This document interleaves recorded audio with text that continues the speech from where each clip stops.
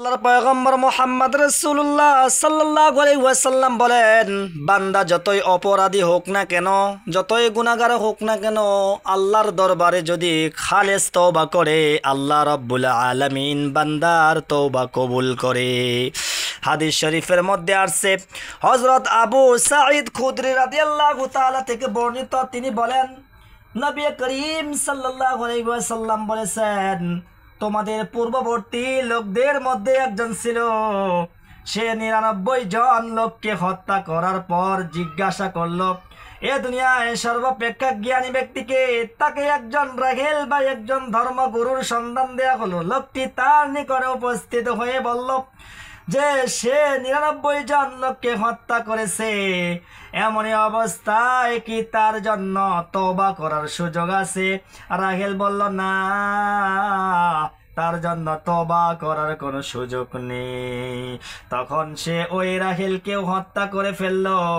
এভাবে রাহেলকে হত্যা করার মাধ্যমে তার ১০০ জনকে হত্যা করা পূর্ণ হলো। তারপর সে আবার প্রশ্ন করলো, এ দুনিয়ায় সর্বাপেক্ষা জ্ঞানী কে?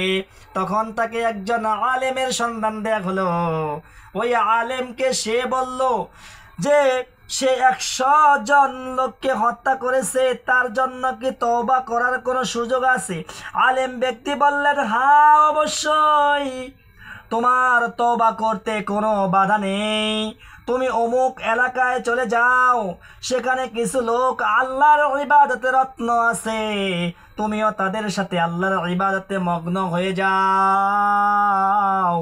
তোমার নিজ এলাকায় আর কখনো ফিরে যেও না, কেননা সেটা মন্দ এলাকা। তারপর সে ওই এলাকার দিকে চলতে লাগলো, কিন্তু তার অর্ধপথ অতিক্রম করার পর সে মৃত্যুবরণ করলো। তখন তাকে নিয়ে রহমতের ফেরেশতারা এবং আযাবের ফেরেশতাদের মধ্যে বিতর্ক বেঁধে গেল। রহমতের ফেরেশতারা বলল, সে একনিষ্ঠ চিত্তে আল্লাহর দিকে তওবার জন্য ধাপিত হয়েছে। আর আযাবের ফেরেশতারা বলল, সে তো কখনো কোনো সময় ইবাদত করে নাই, কোনো সময় নেক আমল করে নাই। তখন আল্লাহ তাবারক ওয়া তাআলা একজন ফেরেশতাকে মানুষের রূপ বেশে তাদের নিকটে পাঠিয়ে দিলেন। সে বলল, তোমরা উভয় জায়গা মেপে নাও, যে দলের জায়গা বেশি হবে সেই দলটি এই ব্যক্তির মালিক হবে।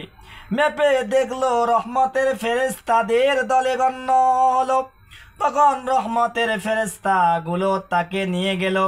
এই হাদিস থেকে বোঝা গেল, ১০০ জন ব্যক্তিকে হত্যা করার পরেও তাকে রহমতের ফেরেশতারা নিয়ে যায়, তার মানে সে জান্নাতি।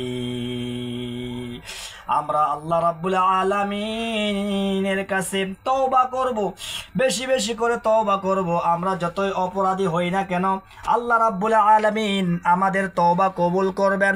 আল্লাহ রাব্বুল আলামিন আমাদেরকে বেশি বেশি করে তওবা করার তৌফিক দান করুন। সকলে বলেন আমিন।